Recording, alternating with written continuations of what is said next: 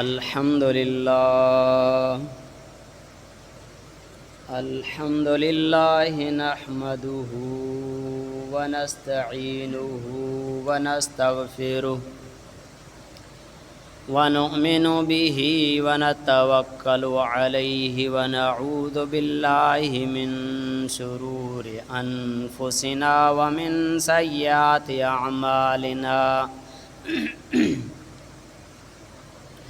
मन यहदिहिल्लाहु फला मुदिल्ल लहु व मन युज़लिलहु फला हादिय लहु व नशहदु अल्ला इलाहा इल्लल्लाह व नशहदु अन्न मुहम्मदन अब्दुहु व रसूलुहु अम्मा बअद फ़अऊज़ु बिल्लाहि मिनश शैतानिर रजीम बिस्मिल्लाहिर रहमानिर रहीम मुहम्मदुर रसूलुल्लाहि वल्लज़ीना मअहु अशिद्दाउ अलल कुफ़्फ़ारि रुहमाउ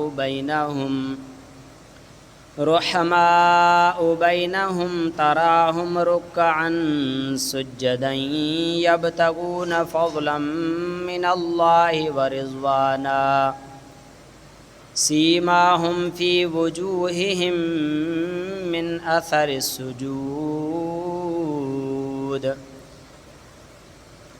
ज़ालिक मसलुहुम फ़ित तौराति व मसलुहुम फ़िल इंजील वक़ाल नबिय्यु सल्लल्लाहु अलैहि वसल्लम अल्लाहुम्मा अइज़्ज़ल इस्लाम बि अबी जहल इब्न हश्शाम औ बि उमर इब्न ख़त्ताब वक़ाल नबिय्यु सल्लल्लाहु अलैहि वसल्लम इन्नल्लाह तआला यजरिल हक़्क़ अला लिसानि उमर व क़ल्बिहि सदक़ल्लाहुल अज़ीम व सदक़ रसूलुहुन नबियुन करीम। सब दोस्त सरकार दो आलम सल्लल्लाहु अलैहि वसल्लम ते दिल जे गहराई सां सलात शरीफ पढ़ो। अल्लाहुम्मा सल्लि अला मुहम्मदिन व अला आलि मुहम्मद कमा सल्लैता अला इब्राहीम व अला आलि इब्राहीम इन्नका हमीदुम मजीद। अल्लाहुम्मा बारिक अला मुहम्मदिन व अला आलि मुहम्मद कमा बारकता अला इब्राहीम व अला आलि इब्राहीम इन्नका हमीदुम मजीद। मुझा वाजिबुल एहतराम काबिल सद एहतराम मुसलमान भाइरों ऐं दोस्तों, 28 ज़ुल्हज 1445 हिजरी मुताबिक 5 जुलाई 2024 ईस्वी इन ही महीने ज़ुल्हज जे 26 तारीख़ अमीरुल मोमिनीन सैयदना उमर बिन ख़त्ताब रज़ियल्लाहु ताला अन्हु खे नमाज़ पढ़ाईंदे फजर जे नमाज़ पढ़ाईंदे हिकिड़े मजूसी अबू लोलो मजूसी नमाज दौरान अची पोयां सफ़न खे चीरींदो आयो, अची हमलो कयईं। अमीरुल मोमिनीन सैयदना उमर बिन ख़त्ताब रज़ियल्लाहु ताला अन्हु खे शदीद ज़ख़्मी करे छॾियईं। उन खां पोइ 27 ज़ुल्हज 28 ज़ुल्हज इहे 2 ॾियारा बि अमीरुल मोमिनीन निहायत तकलीफ़ सां गुज़ारिया। एतिरे क़दर तकलीफ़ में हुया जेकॾहिं हकीम अची करे दवा बि पियारींदा हुआ त उहा दवा बि ज़ख़्मनि मां वही ॿाहिरि निकिरी वेंदी हुई। एतिरे क़दर ज़ख़्मी कयो वियो अमीरुल मोमिनीन खे। पोइ 29 ज़ुल्हज जे तारीख़ सैयदना उमर बिन ख़त्ताब रज़ियल्लाहु ताला अन्हु शहादत जो मक़ाम माणियो ऐं 1 मुहर्रमुल हराम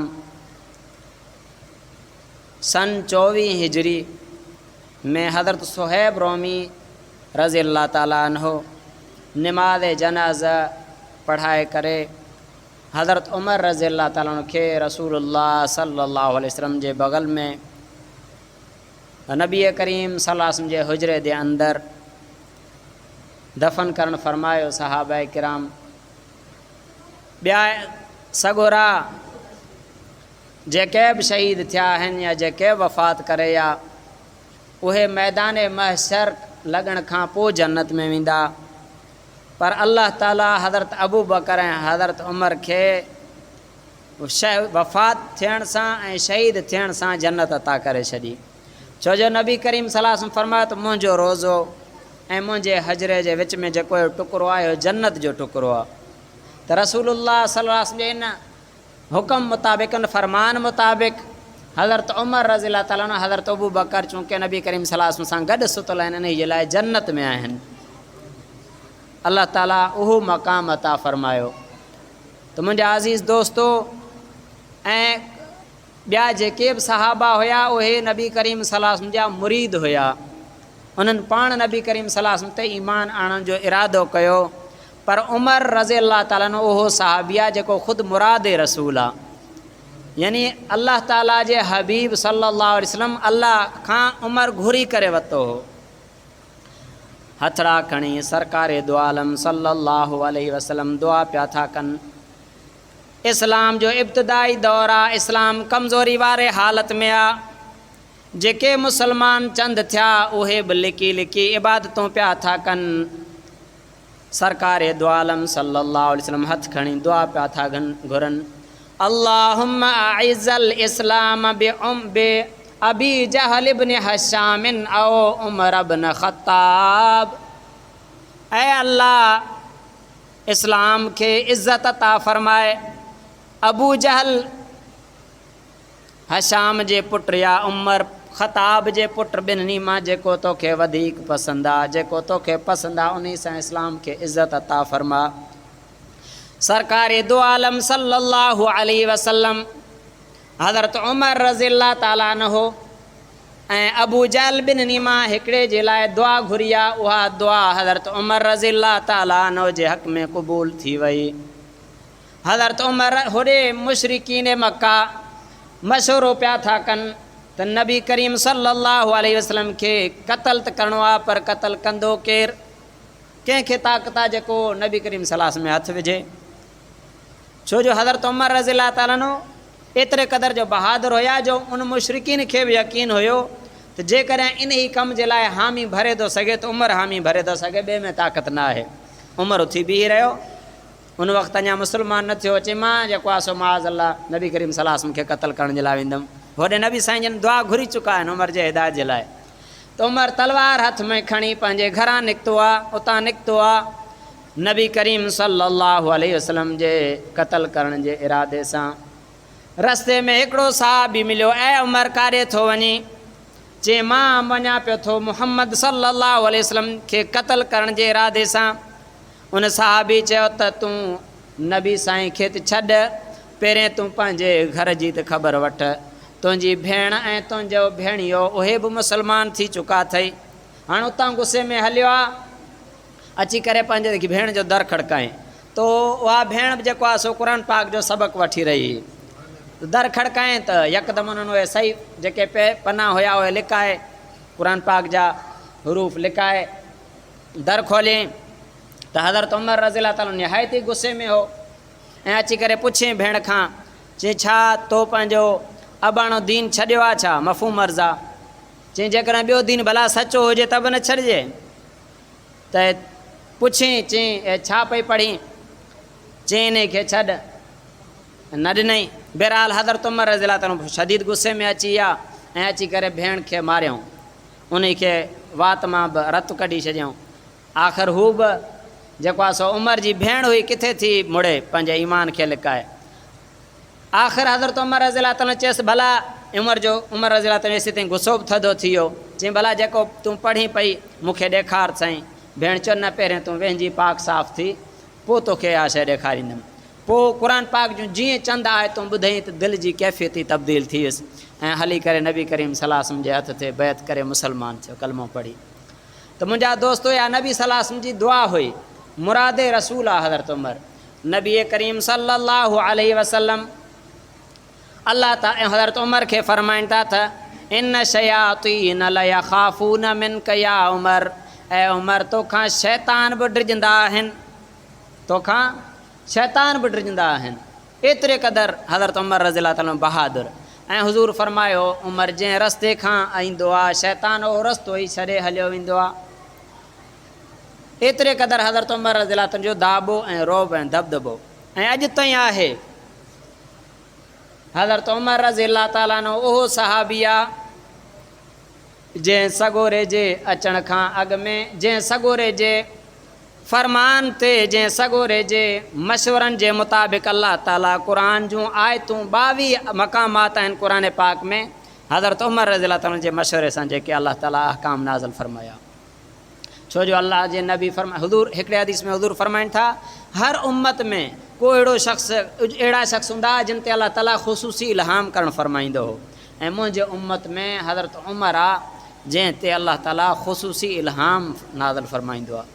हुनजे ज़हन में हक़ जूं ॻाल्हियूं, हुनजे दिलि में सच जूं ॻाल्हियूं अल्लाह ताला विझे थो छॾे। नबी करीम सल्लल्लाहु अलैहि वसल्लम फरमाइनि था, इन्नल्लाह ताला यजरिल हक़ अला लिसान उमर व क़ल्बी, फरमाए त बेशक अल्लाह ताला उमर जे ज़बान ते ऐं उमर जे दिलि ते हक़ खे जारी फरमाए थो छॾे। कीअं हक़ खे जारी करणु फरमाए थो छॾे? हज़रत उमर रज़ियल्लाहु ताला अन्हु हिकु चकर वञनि पिया त जेॾीमहिल मक़ाम इब्राहिम ते पहुता त हज़रत उमर रज़ियल्लाहु ताला अन्हु अर्ज़ु करणु लॻो त हिन जाइ ते बि नमाज़ अदा कजे, छो जो हिते हज़रत इब्राहिम हे उहो पथर आहे जंहिं ते हज़रत इब्राहिम अलैहिस्सलातु वस्सलाम बीही करे खाना काबा खे तामीर करे वियो आहे। हुनजे दिलि में इहा ख़्वाहिश पैदा थी। सरकार दो आलम सल्लल्लाहु अलैहि वसल्लम चुप थी विया। हुज़ूर सल्लल्लाहु अलैहि वसल्लम ते जेसीं ताईं का वही न ईंदी साईं चुप करे फरमाईंदा हुआ। जॾहिं अल्लाह जो को हुकुम न अचे अञा साईं कंधे हेठि करे उते ई बीठा त अल्लाह ताला जे तरफ़ां जिब्राइल अलैहिस्सलाम पहुची वियो। अची करे हुज़ूर खे हुकुम फरमाए त वत्तख़ज़ू मिन मक़ाम इब्राहीम मुसल्ला, ऐं नबी सल्लल्लाहु अलैहि वसल्लम मक़ाम इब्राहिम खे तव्हां बि पंहिंजे निमाज़ जी जाइ बणायो। हाणे हाजी सगोरा वञनि या उमिरे जे लाइ करे वञे त मक़ाम इब्राहिम ते वञी अल्लाह जे हिन हुकुम खे ज़रूरु पूरो कंदा, उते निमाज़ पढ़ंदा।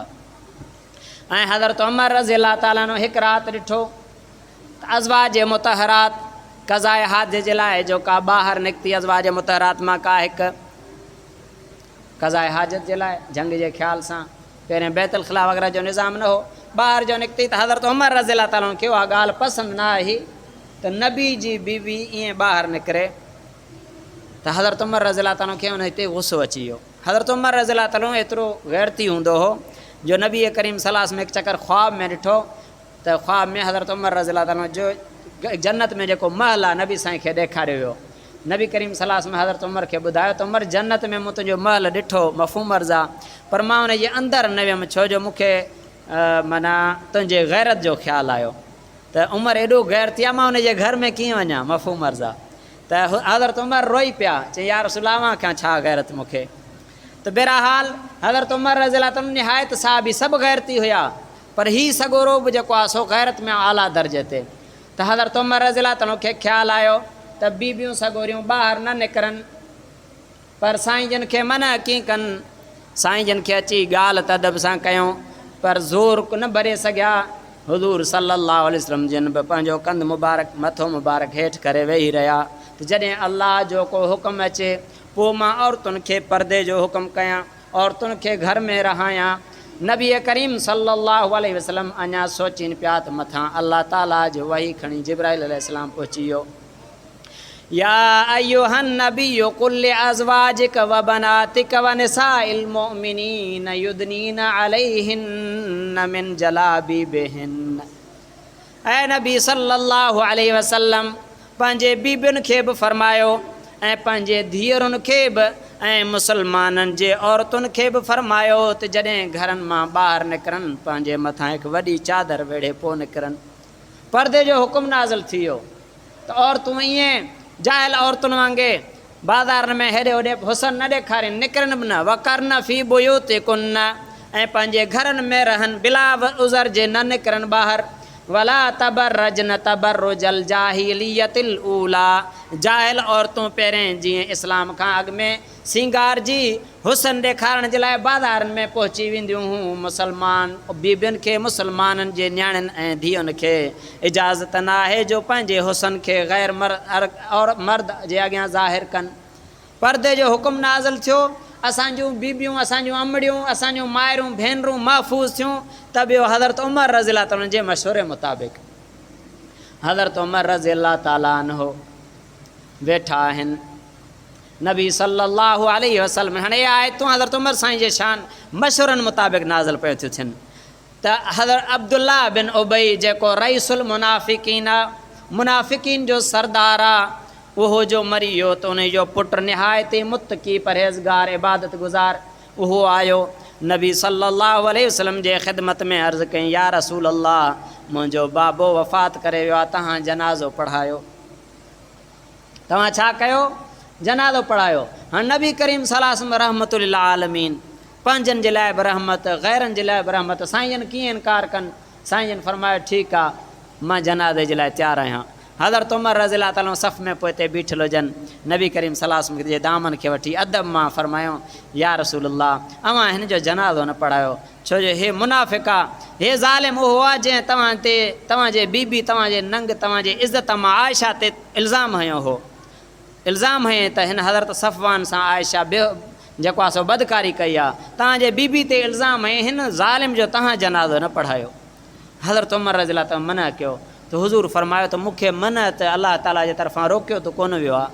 इहो चई साईं जन अञा ख़ामोश बीठा आहिनि, अञा निमाज़ मुकमल न कयूं जो अलाह ताला जे तरफ़ां हुकुम अची वियो, ला तुसल्ली अला अहदिम मिनहुम मात अबदा वला तक़ुम अला क़ब्री। ऐं नबी सल्लल्लाहु अलैहि वसल्लम, हिन मुनाफ़िकनि मां को बि कॾहिं बि मरे त तव्हां उन जे जनाज़ो न पढ़जो ऐं तव्हां उन जे क़बर ते बि न पीजो। मना नबी करीम सल्लल्लाहु अलैहि वसल्लम खे हुकुम अची वियो त तव्हां मुनाफ़िकनि जो जनाज़ो न पढ़ो, इन जे क़बरनि ते बि न बीहो। मना नबी सल्लल्लाहु अलैहि वसल्लम खे हुकुम अची वियो, मना करे छॾी अलाह ताला। त मुंहिंजा अज़ीज़ दोस्तो, हज़रत उमर रज़ी अल्लाह ताला नो एतिरो अलाह ताला जो प्यारो जो को मशवरो ॾींदो त अलाह ताला उन जे ताईद में वही नाज़िल करणु फरमाईंदा। अमा आयशा ते इल्ज़ाम लॻो त सभु साहबा खां हुज़ूर सल्लल्लाहु अलैहि वसल्लम मशवरो पिया वठनि त इल्ज़ाम लॻला मां नबी पाक, हाणे हिन खे कीअं निकाह में रखां। हज़रत उमर रज़ी अल्लाह ताला खे जॾहिं मशवरो वठई, हज़रत उमर रज़ी अल्लाह ताला जज़्बाती अंदाज़ में अर्ज़ु करणु लॻो, या रसूल अल्लाह, अवां जे जिस्म ते मूंखे इहो ॿुधायो त अलाह ताला कॾहिं मख बर्दाश्त कई आहे, तव्हांजे जिस्म ते अलाह ताला कॾहिं मख बर्दाश्त न कई आहे। नबी साईं जो मौजूदो हो, असांजे जिस्म ते मखियूं वेहंदियूं आहिनि, नबी साईं जे जिस्म ते कॾहिं मखी कान वेठी। ऐं नबी, तव्हांजे जिस्म ते अलाह ताला कॾहिं मख बर्दाश्त न कई आहे। उहो अलाह जेकॾहिं आयशा ख़राबु हुजे हा त तव्हांजे बिस्तरे ते उनखे कीअं आणे हा, तव्हांजी बीबी कीअं बणाएसि हा। हज़रत उमर रज़ी अल्लाह ताला नो इहो मशवरो ॾेई चुप करे वेठा त अलाह ताला आयशा जे बरात में सूरह नूर जूं 18 आयतूं नाज़िल फरमायूं, अतय्यबातु लित्तय्यबीन सॼियूं। त मुंहिंजा दोस्तो, उहो उमर आहे। अलाह ताला हिन उमर जे ईमान आणण सां मुसलमान पहिरें हे जेको असां सरेआम निमाज़ूं पिया था पढ़ूं न, ईअं पहिरियों थोरो हज़रत उमर जो आहे। मुसलमान लिकी निमाज़ पढ़ंदा हुआ, खाना काबा में कंहिंखे ताक़त न हुई जो को मुसलमान वञी आज़ान ॾे निमाज़ पढ़ी सघे। हज़रत उमर रज़ी अल्लाह ताला जीअं मुसलमान थियो त फरमाए त उमर मुसलमान थियो आहे, अञा बि जे लिकी निमाज़ूं पढ़ूं, लिकी जेको आहे सो आमाल कयूं त पोइ मुंहिंजे ईमान आणण जो कहिड़ो फ़ाइदो। हलो खाने काबा जो दरवाज़ो खोलियो, अॼु निमाज़ उते थींदी, त उते अची सरेआम निमाज़ जे लाइ। ऐं वरी इहे जेको जेके आज़ान जा अल्फाज़ असां ॿुधूं था, ॾींहं में 5 दफ़ा अलाह ताला जे तौहीद जे जेको आहे सो शहादत, नबी करीम सल्लल्लाहु अलैहि वसल्लम में रिसालत जी गवाही, इहो बि हज़रत उमर रज़ी अल्लाह ताला जे ख़्वाब जो असरु आहे। जो जेॾीमहिल निमाज़ जे लाइ साहबा खे गॾु करण जो वक़्तु आयो, नबी करीम सल्लल्लाहु अलैहि वसल्लम खे अञा आज़ान जो हुकुम कोन थियो हो। नबी करीम सल्लल्लाहु अलैहि वसल्लम साहबा सां मशवरो कयो, ॾियो ख़बर निमाज़नि खे गॾु करण जे लाइ छा कजे।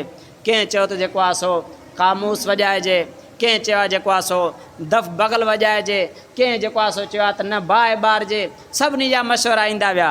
हज़रत उमर रज़ियल्लाहु ताला खां जेॾी महिल मशवरो पुछियो वियो त हज़रत उमर रज़ियल्लाहु ताला अर्ज़ु कयो, या रसूलल्लाह, मूंखे ख़्वाब में आज़ान जा अल्फाज़ सेखारिया विया, ॿुधाया विया, लिहाज़ा आज़ान ॾेई मुसलमान खां गॾु कजे।